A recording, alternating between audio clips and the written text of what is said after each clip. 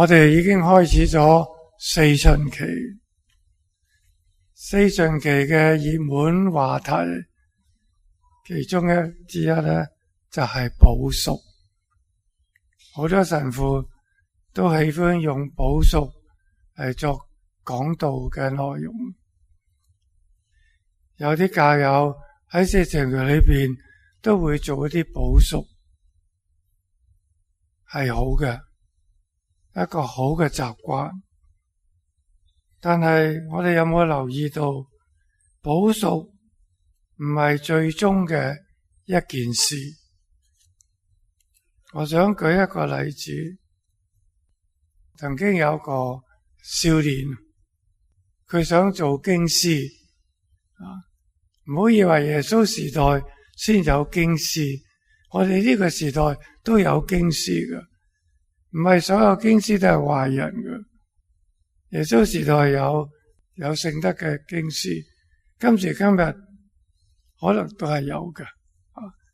咁呢個青年人呢，係一個好少年嚟嘅，好似聖經上記載，一個富少年咁問耶穌，為得永生要做乜嘢啊？咁耶穌話：你守誡命啦。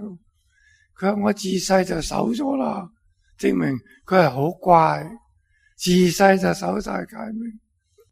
但係佢話仲差啲乜嘢咧？佢呢變賣你所有嘅，分俾窮人，你跟隨我。佢唔制啦，頭耷耷走咗去。係一個好嘅少年，但係佢冇跟到耶穌。我今日想講嘅一個少年，都係好嘅少年嚟嘅。佢想做經師，所以佢去揾一個有聖德嘅老經師去請教佢，可唔可以做到經師咧？唔知大家今時今日有冇經師見到？喺耶路撒冷好多，香港都有噶。呢啲着黑色嘅西裝，戴圓嘅黑色帽啦，收長鬚啊，嗰啲就係經師。就算後生嘅經師咧，都中意留長鬚嘅，有咁多留咁多啦，盛啲啊嘛。所以呢個後生仔咧，佢走去請教一個老經師。嗰個時候咧，係冷天嚟嘅，地下都積滿晒雪。咁要見老經師啊，梗係要 show 下過年先啦。我有啲咩聖德啊？咁跟住咧就我仲爭啲乜嘢啊？好似個富少年問耶穌，我仲爭啲乜嘢啊？咁佢係一個好熱心有學問嘅。咁於是咧，佢就開始逐樣咧。佢嘅 call 啦聖德係話俾個老人家聽。首先咧，佢話我出街嘅時候咧，我好中意着白色嘅長袍，好似嗰啲聖者咁樣聖啲啊嘛。我咁後生，又要留鬚，要着白色嘅長袍，咁人都知道呢個後生仔遲早都係經師噶啦。跟住咧，佢又話我淨係飲清水嘅咋，我一滴酒都唔飲噶，我唔飲汽水啊，咖啡奶茶我都唔飲噶，我淨係飲清水，聖德嚟嘅。咁跟住佢有好多嘅補贖啦。今日嘅主題係講補贖點樣補贖法咧？佢話我擺啲釘落隻鞋嗰度，咁我行路嘅時候咧就辛苦啲啦。我咁樣做補贖等我唔好行得咁舒服。跟住咧，佢話甚至喺冬天落雪嘅日子咧，我都會除咗啲衫喺嗰啲雪地上邊碌嚟碌去，咁懲罰自己懲罰自己嘅罪。已經凍，仲除咗衫喺個雪嗰度碌。跟住咧，我做完呢啲補贖之後咧，我就攞皮鞭咧嚟打我自己嘅背脊，打10零下，折磨自己、懲罰自己所犯嘅罪好多呢啲都係佢覺得係德行嚟噶，冇人做到噶。喺嗰個時候咧，有另外一個後生仔，一個青年拖住一隻白馬入嚟去帶佢去飲水。個經師咧，老經師一路都望住嗰隻白馬咧，就耷低頭喺個水槽裏邊搏命飲水，飲到飽為止。飲飽啦，佢走咗去個雪地嗰度碌嚟碌去，好似啲小朋友中意碌地沙咁好開心。飲飽水喺度碌碌，啲馬通常都咁做噶，開心嘅就喺度碌地沙，小朋友開心嘅就碌地沙。依家輪到呢個老經師啦，佢咧大聲對嗰個想做經師嘅青年佢話：你有冇睇到嗰隻動物啊？佢入嚟咧，佢着個白嘅長袍，佢成身都係白嘅，係白馬嚟噶嘛，成身都係白嘅。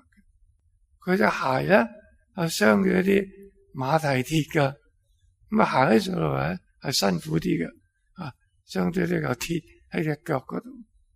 咁跟住咧，佢飲水都係飲清水啦，佢冇有咁咖啡奶茶，佢冇飲汽水啊。佢雖然飲到飽，都係清水啊，一滴酒都冇噶。咁有時咧，每日咧可能又會俾佢主人咧用皮鞭打佢，叫佢行快啲。嗱，而家我問你啦，佢係一個聖人咧，抑或一隻馬？你點答？佢做晒後生仔講嗰啲嘢，我又着白袍啦，我又留長鬚啦，我又淨係飲清水啦，我又鞭打自己啦，我又塞啲嘢鞋窿嗰度。咁佢係聖人咧，抑或係隻馬咧？其實呢個老經師嘅重點咧，係想幫我哋明白多啲補贖到底係乜嘢。補贖本身唔係一個重點，咁到底補贖嘅目的係乜嘢咧？補贖嘅目的唔係唔做過去做得唔好嘅嘢，當然過去唔好嘢唔應該繼續做啦。補贖唔係淨係唔做過唔好嘅嘢，補贖唔係話叫耶穌抹晒我哋啲罪。補贖嘅目的亦都唔係叫耶穌寬恕放過我哋，唔懲罰我哋，唔係呢啲。第一，補贖係要我哋認識同埋承認自己係一個罪人，唔好以為我係一個聖人，我係一個罪人，要知道同埋肯認我係一個罪人。第二就係要表達同埋希望去改善自己嘅生活。補贖嘅宗旨，成個宗旨咧，就可以話係更新同埋改過，係重要過你食多啲食少啲，唔食呢啲，係呢一個係最重要。補贖係一個練習，係識得講對自己講 no， 我可以做好啲嘅。就算我過去我做咗好多好事，我仲可以做好啲嘅。點解我唔做好啲咧？去改變自己嘅生活係有，而且係時時都需要天主嘅恩寵同埋幫助。憑我自己，我想做好啲都未必做得到嘅。所以我祈禱係要求天主，你幫我做好啲，做一個相稱啲嘅教友。我自己做唔到，你幫我。我唔係一個壞人，但係我可以做好啲嘅，行多一步正確嘅方向。呢個我哋加埋天主嘅幫助咧，就會做到嘅。當佢哋花王去種一棵果樹嘅時候咧，佢不停咁樣要修剪嗰啲樹枝嘅。個花王剪嗰啲樹枝嘅時候，如果棵樹有感覺嘅，佢一定嗌痛。但個花王剪佢咧，唔係要折磨佢嘅。天主要我哋受啲苦咧，都唔係要折磨我哋。花王剪咧，係想嗰棵樹長得靚啲，啲生果係靚啲，佢唔係罰嗰棵樹。如果嗰棵樹明白咧，佢就肯接受俾花王剪。如果我哋明白要補贖咧，唔係天主折磨我哋。我而家坐骨神經痛啊，都係好痛嘅，我孭住個箍嘅。我冇話天主懲罰我，佢係鍛煉我咋，我接受啊，最多行慢啲啫。所以我哋要正確明白補贖唔係食少啲嘢啊，食少餐，係鍛煉我哋自己可以做好啲嘅。天主唔係懲罰我，我都係好人，不過可以做好啲嘅。做補贖係容易過改變自己嘅壞習慣。你話係唔係啊？我食少餐有乜所謂啫？今日唔食自助餐，我去少啲旅行，我做得到噶。但係叫你改過咧，就冇咁容易啦。真誠嘅改過係要自己為自己嘅行為做得更好。所以四旬期咧係俾咗我哋一個機會，好似喺我哋嘅心裏邊打開咗一個窗，進入裏邊睇下我自己係咪可以做一個好啲嘅教徒，一個好啲跟隨耶穌嘅人。所以兩個後生仔都係想做好啲嘅，不過一個就唔捨得佢啲錢，一個咧就佢想學老經師做好啲。咁老經師就俾佢睇到，你淨係做咁多外邊嘅嘢係唔夠噶，要改善自己嘅生活，先至慢慢你成為一個真係有聖德嘅經師。睇翻今日福音，耶穌係冇罪嘅。